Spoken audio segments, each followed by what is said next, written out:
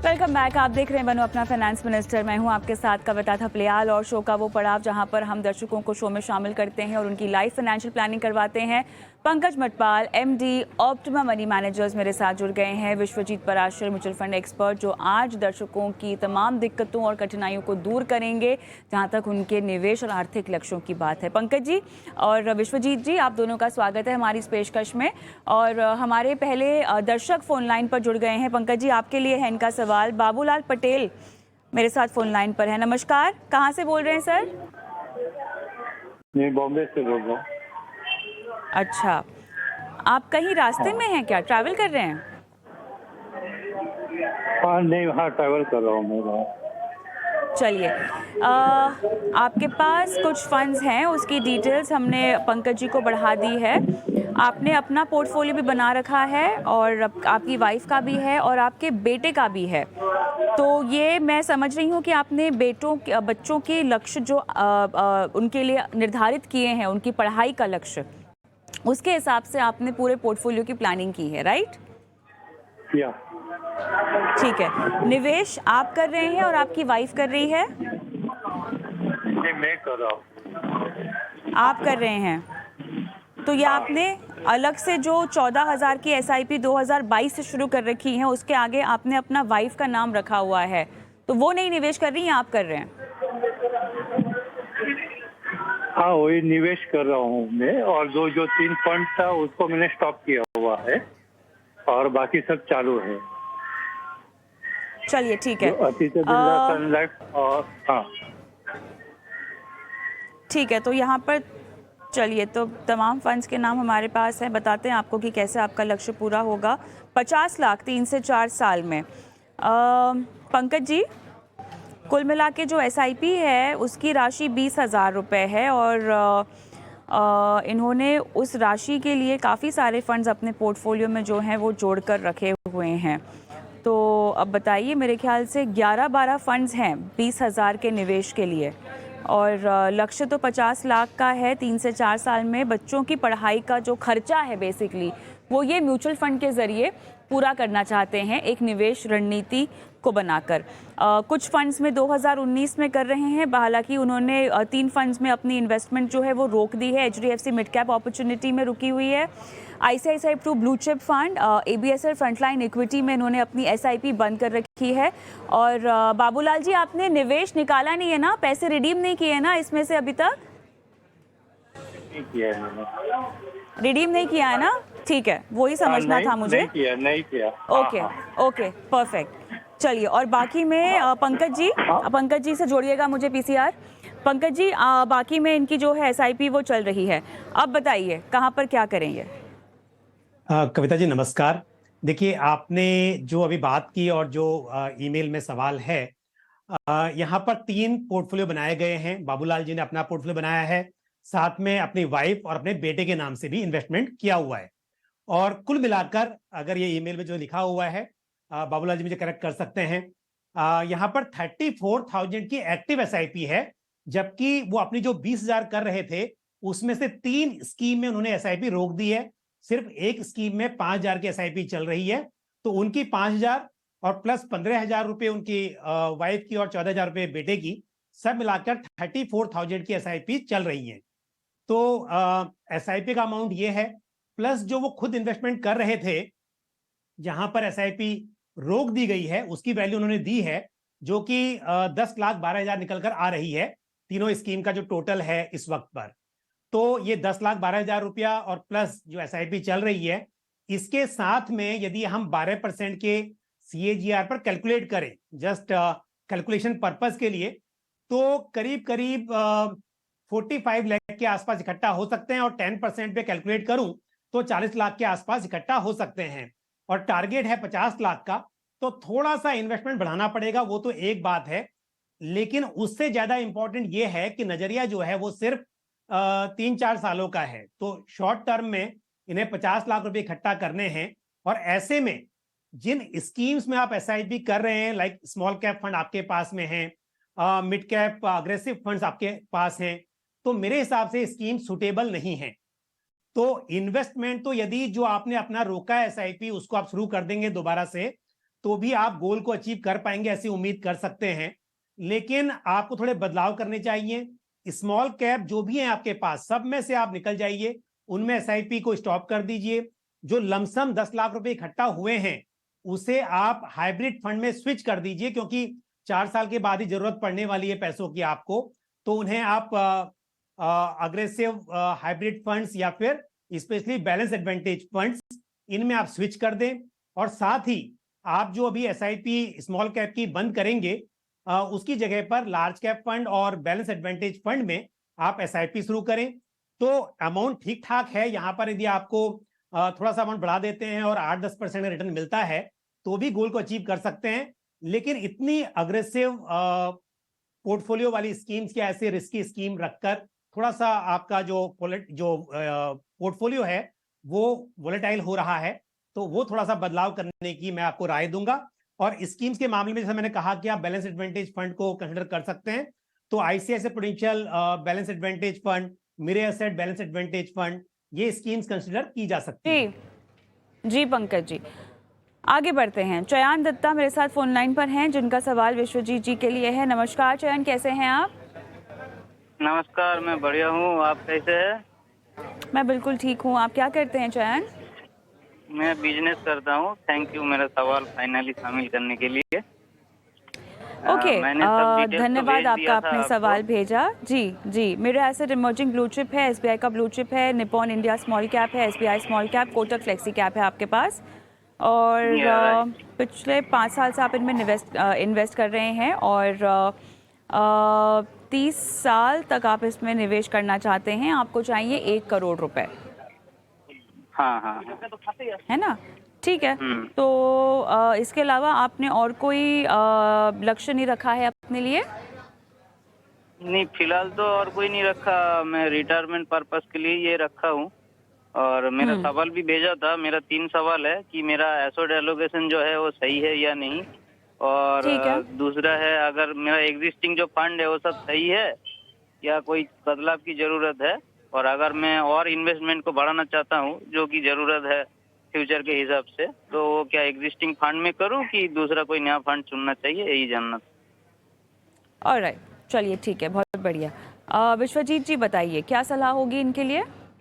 जी बिल्कुल। सबसे पहले तो चयन जी, आपने बहुत लॉन्ग टर्म प्लानिंग कर रखी है, 30 साल तक का टाइम होराइजन रखा हुआ है, और ये बहुत अच्छी बात है क्योंकि म्यूचुअल फंड्स में पावर ऑफ कंपाउंडिंग का जो मैजिक है, वो जितना लंबा समय होता है उतना ज्यादा अच्छा रिटर्न्स दिखते हैं। आपने अभी 6,000 रुपए की एसआईपी कर रखी है, जिसका अगर हम देखें, अगर हम 30 साल का पीरियड लेके चले और 12% का सीएजीआर रिटर्न अज्यूम करके चले, तो करीब करीब 1,84,00,000 रुपए बन जाते हैं। तो आपका जो गोल है वो तो आराम से अचीव हो जाएगा। लेकिन मैं एक और रिक्वेस्ट करना चाहूंगा आपको कि अगर आप केवल 5% अपनी एसआईपी बढ़ा दें हर साल, तो यही गोल 30 साल में 3,40,00,000 हो जाएगा। तो मतलब डबल ट्रिपल हो जाता है। अगर आप थोड़ा सा इसमें स्टेप अप अप्रोच इंक्रीज कर दें, या थोड़ा सा 1,000 रुपए हर साल या 2,000 रुपए बढ़ाते जाए, तो आपका बहुत अच्छा कॉर्पस जमा हो जाएगा, क्योंकि आपने बहुत लंबा समय दे रखा है अपने गोल को अचीव करने के लिए, जो बहुत अच्छी बात है। जहां तक कि आपका पोर्टफोलियो का सवाल है, तो आपने काफी अच्छे फंड्स का चुनाव कर रखा है, लेकिन उसमें लार्ज कैप का एक्सपोजर थोड़ा सा कम है। तो अगर आप पैसा बढ़ाना चाहते हैं, एसआईपी बढ़ाना चाहते हैं, तो आप एसबीआई ब्लू चिप फंड जो आपके पास ऑलरेडी है, या फिर एक फ्लेक्सी कैप फंड है जो कि कोटक फ्लेक्सी कैप फंड, इसमें अपना अमाउंट इंक्रीज कर सकते हैं। नए फंड्स की आवश्यकता आपको नहीं है। ये 4-5 फंड्स काफी है, केवल है, और पूरे कंप्लीट है अपने आप में।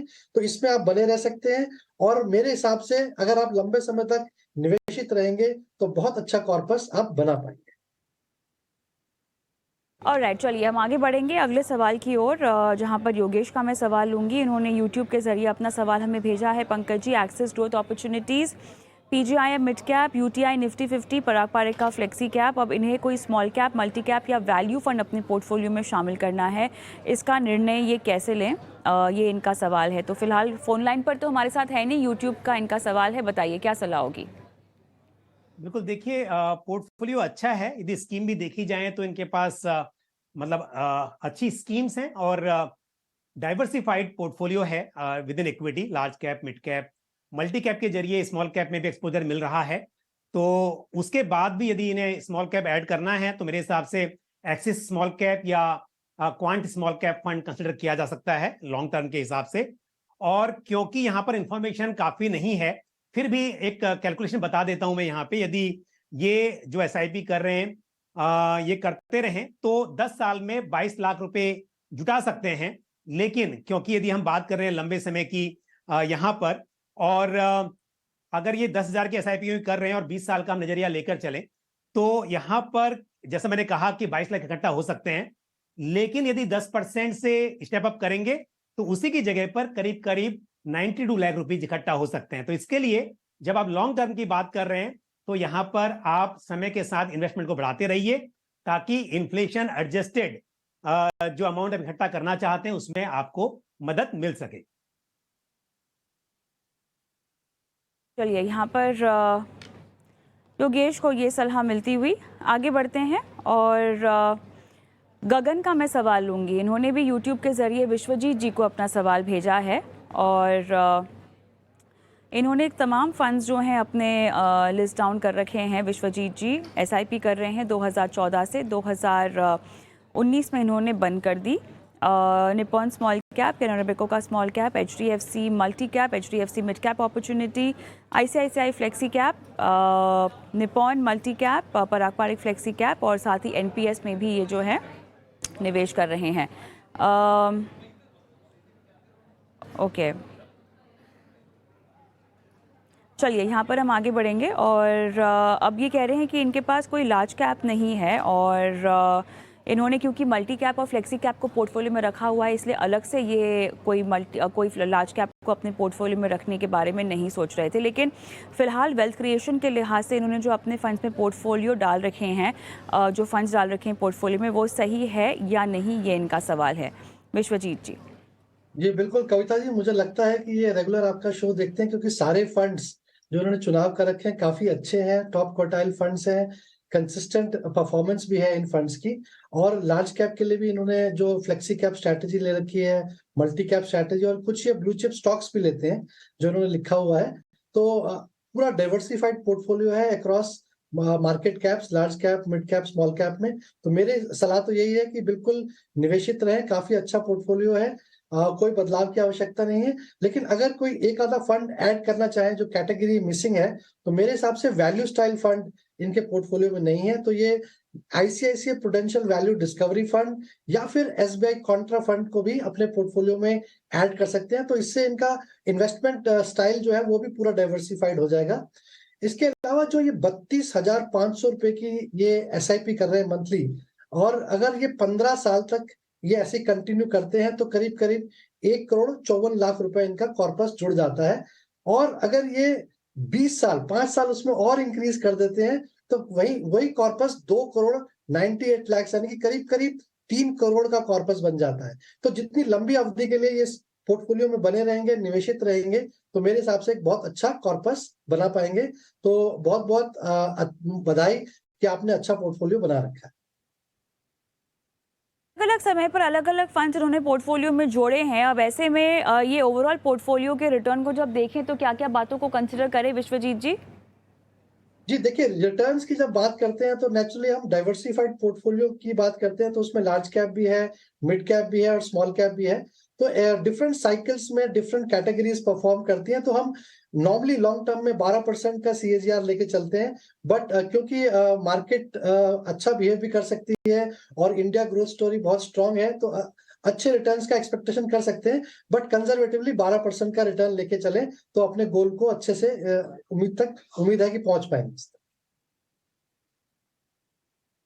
आगे बढ़ते हैं। गगन के लिए ये सवाल और सत्येंद्र कुमार का मैं सवाल लूंगी और इनके सवाल के मुताबिक Pankaj ji, Axis blue chip, Axis small cap, हमारे साथ ये फोन लाइन पर शायद मौजूद भी है। सत्येंद्र जी नमस्कार। नमस्कार मैडम। कहाँ से बोल रहे हैं सर? मैं कोलकाता से बोल रहा हूँ मैडम। बताइए, आपके फंड्स मेरे पास हैं जी, आपका सवाल मेरे पास है और आप एसआईपी भी कर रहे हैं 5 फंड्स में और 20 साल का आपका निवेश लक्ष्य है। कितना कॉर्पस इकट्ठा करना चाहेंगे आप? मैडम ऐसा कुछ प्लान नहीं है, बस मेरा है कि इन्वेस्टमेंट करते रहना है। चलिए, ब्लू चिप स्मॉल कैप के आपके पास 2 फंड्स हैं। पराग पारेख का फ्लेक्सी कैप रखा है, कोटक का इमर्जिंग इक्विटी भी रखा हुआ है। कहाँ से आपने चुने हैं ये फंड्स? मैडम आपका शो देख के ही सेलेक्ट किया, ऐसा कुछ किसी से कोई एडवाइस नहीं लिया। अच्छा, चलिए अच्छा लगा। और आपका लक्ष्य भी काफ़ी लंबा है। हम चाहते हैं कि आप थोड़ा सा अपनी गोल प्लानिंग पर, अपने लक्ष्यों के उनको तय करने पर थोड़ा सा उसके बारे में सोचें, क्योंकि फ़िलहाल वेल्थ क्रिएशन है। 20 साल के लिए आपने निवेश की रणनीति शुरू तो कर दी है, लेकिन वो निवेश आपको बढ़ाना है या जस का तस रखना है, कोई फंड नहीं मैडम, जोड़ना है या निकलना मेरे है? को बढ़ाना है, मेरे को मैडम बढ़ाना है। तो कौन सा फंड मैं हाँ। ऐड कर सकता हूँ ये बताइए। और मेरा मन तो फंड मौजूद जो तो selection अभी वो अगले सही है 2 से 3 साल में तो पैसों की ज़रूरत नहीं है ना? ये नो मैं मैडम, मेरे को अभी कुछ कोई बिल्कुल। जरूरत नहीं है पैसों की, कोई पैसों की जरूरत चलिए, बहुत बहुत बहुत बढ़िया। बताइए पंकज जी, फंड्स तो बढ़िया ही दिखाई दे रहे हैं, क्या कहेंगे आप? फंड्स भी अच्छे हैं और पोर्टफोलियो डाइवर्सिफाइड भी है, large cap, mid cap, small cap. और पराग पारेख फ्लेक्सी कैप फंड है जिसके जरिए इंटरनेशनल इक्विटीज में भी इन्वेस्टमेंट हो रहा है। तो अल्टीमेटली मतलब इन्हें कोई नया फंड ऐड करने की जरूरत तो दिखाई नहीं दे रही है। और दूसरी बात, क्योंकि आपने कहा लंबा नजरिया है आपका, तो इन्हीं स्कीम में आप बढ़ाइए। और अगेन जो एलोकेशन है, जितना भी बढ़ाना चाहते हैं उसे आप डिवाइड कर दीजिए सभी स्कीम्स में। और जो आप बात कर रहे हैं लंबी अवधि, मुझे लग रहा है कि 10 साल का समय तो आप लेकर चल रहे होंगे, तो स्मॉल कैप में भी आप अपने इन्वेस्टमेंट को बढ़ाइए। तो सभी में आप सेम रेशियो में बढ़ा लीजिए। बाकी अच्छा पोर्टफोलियो है। और एक दूसरी बात और भी है कि समय समय पर कई बार ऐसा होता है कि यदि आपने पहले डिसाइड नहीं किया है तो शायद आप उसे नहीं भी बढ़ाएं, लेकिन स्टेप अप मेथड अगर अपना लेंगे तो आप पहले तय कर लीजिए कि हर साल कितना आप बढ़ाएंगे, चाहे तो रुपी वैल्यू में या फिर परसेंटेज में। तो ये और भी थोड़ा सा आपके लिए आसान हो जाता है अमाउंट को बढ़ाना। सत्येंद्र जी, कोई सवाल पूछना है पंकज जी को? हाँ, यस मैडम, मैं पूछना चाह रहा हूँ मैडम कि पूछिए। अगर इंडेक्स फंड में जाना चाहता हूँ तो कौन सा कोई इंडेक्स फंड, क्योंकि मैडम मेरे को 2000 का और ज्यादा इन्वेस्ट करना है अभी से, तो मैं क्या इंडेक्स फंड में कौन कोई अच्छा रहेगा या कोई और दूसरा फंड जिसमें मैं जा सकता हूँ? पंकज जी? जरूरत नहीं है, क्योंकि ऑलरेडी आप इंडेक्स में हमारे पास चॉइस होती है, large cap, mid cap, small cap, micro cap, हर तरह के इंडेक्सेस होते हैं। लेकिन आप क्योंकि एक्टिवली मैनेज फंड्स में इन्वेस्ट कर रहे हो, मेरे हिसाब से फंड मत बढ़ाइए, इन्हीं फंड्स में ऐड कर लीजिए। और आपको स्पेशली लार्ज कैप की भी जरूरत नहीं है। आप एक काम करें, अगर एक स्कीम का नाम मैं बताऊं तो पराग पारेख फ्लेक्सी कैप फंड में आप ऐड कर लीजिए 2000 रुपए। ऑलराइट, चलिए, ऑल द बेस्ट सत्येंद्र जी।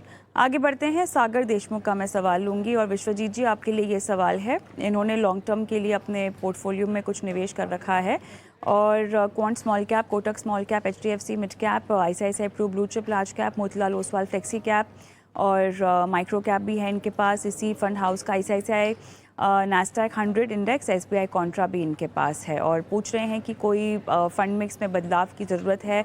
15 साल का पोर्टफोलियो है और कितना रिटर्न जो है वो इनको मिल सकता है, ये भी इनका सवाल है। इंटरनेशनल फंड्स में से कौन सा ये चूज़ करें, ये भी थोड़ी सी इनको दुविधा है। विश्वजीत जी?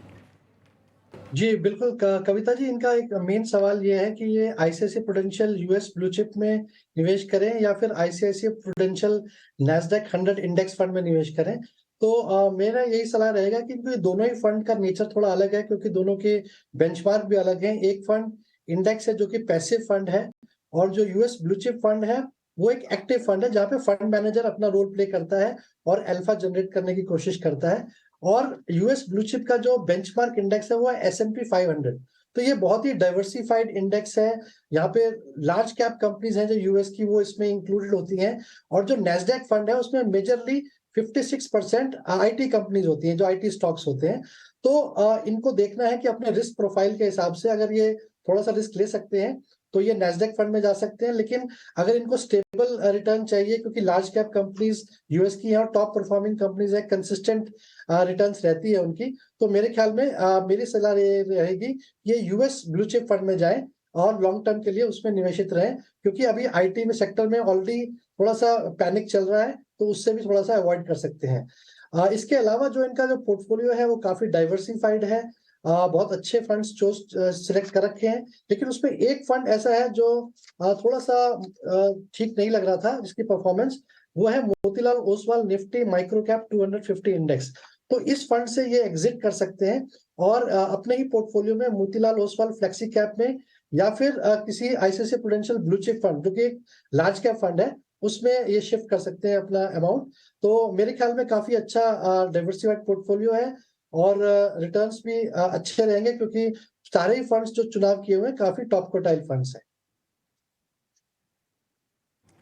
ऑलराइट, चलिए तो यहाँ पर फंड मिक्स तो अच्छा है, आपको दी हुई सलाह पर काम करना है, शो को आगे बढ़ाना होगा और इनफैक्ट हम समाप्ति की ओर बढ़ चुके हैं और ऐसे में रुक कर लेते हैं एक बार निवेश के गुरु मंत्र की ओर।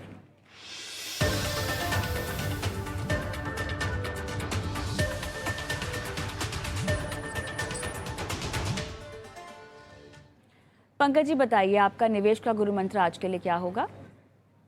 कविता जी, हमने देखा है कि जब भी मार्केट में रैली होती है, अच्छी परफॉर्मेंस होती है, तो इन्वेस्टर्स कहते हैं कि मैं एक अग्रेसिव इन्वेस्टर हूं या मेरा रिस्क एपेटाइट बहुत हाई है। लेकिन जब भी मार्केट में गिरावट आती है तो उस वक्त पर थोड़ा सा जो कॉन्फिडेंस है वो डगमगा जाता है और इन्वेस्टर्स कहते हैं कि क्या मतलब ऐसा ही रहेगा या अभी तो 10% मेरा पोर्टफोलियो कम हो गया है। तो हमेशा देखिए कि हम जानते हैं लॉन्ग टर्म में स्मॉल कैप में पोटेंशियल है लार्ज कैप को आउट परफॉर्म करने का, लेकिन आप निवेश करने से पहले ये जरूर देखिए कि फ्लक्चुएशन जो होती है मार्केट में, उतार चढ़ाव होते हैं, उसके साथ आप कितना कंफर्टेबल हैं। यदि आप उम्मीद कर रहे हैं कि आपको 12 नहीं 15% रिटर्न मिले तो मार्केट की गिरावट में चांसेस हैं कि आपको गिरावट भी ज्यादा देखने को मिलेगी। तो हमेशा निवेश करने से पहले वो स्कीम्स आपके हिसाब से अनुकूल है कि नहीं है, उसके हिसाब से आप इन्वेस्टमेंट करें। विश्वजीत जी, आपका गुरु मंत्र क्या होगा आज का? जी बिल्कुल कविता जी, बहुत सारे निवेशक जो हैं फंड्स कंपेयर करते हैं, कुछ अखबार से पढ़ लेते हैं या किसी मित्र का कोई फंड है तो वो कंपेयर करने में गलती कर जाते हैं, एप्पल और ऑरेंजेस को कंपेयर कर लेते हैं। कभी कभी वो स्मॉल कैप फंड की परफॉर्मेंस किसी लार्ज कैप फंड से कंपेयर कर लेते हैं। तो मेरा यही सलाह रहेगा कि आप जब भी फंड को कंपेयर करें उसी कैटेगरी में कंपेयर करें, उसी कैटेगरी के पीयर्स जो फंड हैं और इसी तरीके के जो फंड्स हैं उनसे कंपेयर करें, तो आपको पता लगेगा कि आपने फंड का चुनाव सही किया है या गलत किया है। तो बिल्कुल सही कंपेयर करें, किसी भी सुनी सुनाई बातों पे ना जाए और कैटेगरी वाइज ही फंड को कंपेयर करें। चलिए तो यहाँ पर निवेश का गुरु मंत्र जो हमने आपको दिया और इसी के साथ बहुत बहुत धन्यवाद, आप दोनों का ही समय निकाला, दर्शकों का मार्गदर्शन किया और उनके निवेश लक्ष्यों के लिए सही रणनीति आप दोनों ने बताई। धन्यवाद। ऑलराइट, तो अब आपके निवेश की गाड़ी को हम आगे बढ़ाते हैं और ईटी नाउ स्वदेश इसी मकसद को ध्यान में रखते हुए ख़ास पेशकश भी लेकर आया है, जहां पर हम रोज़ाना आपको आपके काम की बात बताते हैं, आपकी कमाई की बात बताते हैं। देखिए,